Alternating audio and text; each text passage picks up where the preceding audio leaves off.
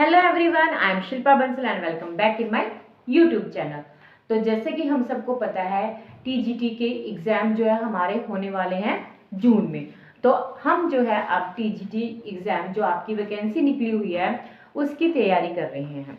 उसके लिए अब हम सबसे पहले हिंदी की प्रिपरेशन करेंगे और हिंदी में जो मोस्ट इम्पोर्टेंट टॉपिक है हमारा वो रहेगा समास, राइट। तो समास, क्योंकि हम सबको पता है कि हिंदी के जो है उसके अंदर 4 मार्क्स के क्वेश्चन आने वाले हैं, राइट। तो हिंदी में समास को हम किस तरीके से करेंगे, सबसे पहले हमें समास की परिभाषा का पता होना चाहिए।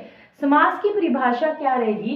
भिन्न अर्थ रखने वाले दो शब्दों या पदों के मेल से बना तीसरा नया शब्द समास या समस्त पद कहलाता है। मीनिंग को हम ध्यान से समझेंगे।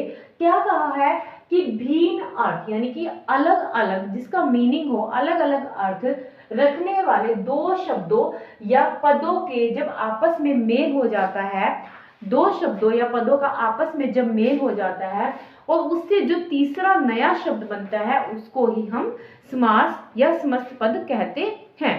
एग्जाम्पल देख लेते हैं कि जैसे कि नेत्रहीन। अब नेत्र जो है हमारा वो भी अलग वर्ड है, अलग शब्द है, और हीन जो है वो भी हमारा एक अलग शब्द है, लेकिन दोनों को मिलाने से तीसरा शब्द बना है नेत्रहीन, राइट, यानी कि बिना आंखों वाला।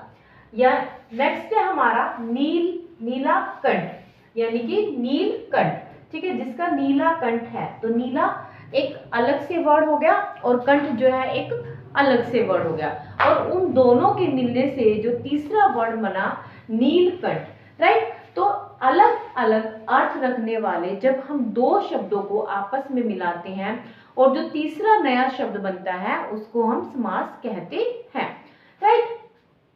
अब है ये तो हमने क्या किया, दो शब्दों को मिला के नया शब्द बनाया। अब उसको हम विग्रह किस तरीके से कर सकते हैं?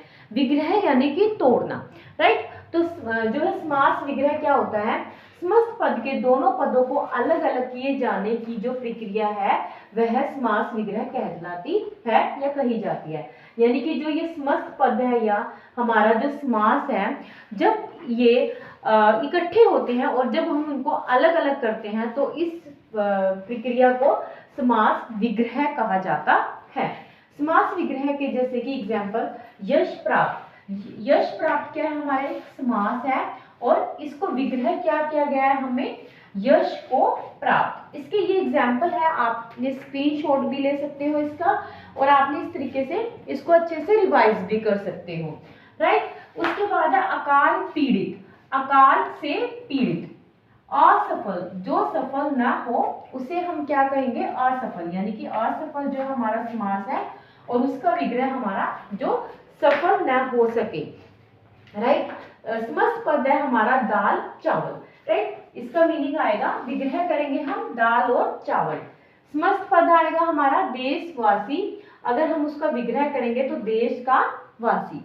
दशानन, 10 है आनंद, यानी कि 10 है सिर जिसके।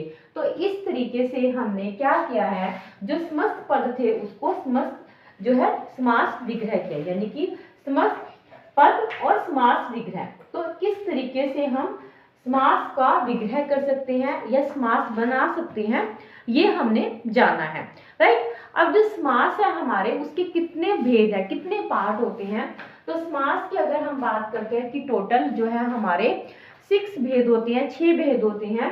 पहला है तत्पुरुष समास, राइट। दूसरा है कर्मधारय समास, तीसरा है द्विगु समास और चौथा है बहुब्रीहि समास। नेक्स्ट 5th नंबर पे हमारा द्वंद्व समास और 6th नंबर पे है हमारा अव्ययीभाव समास।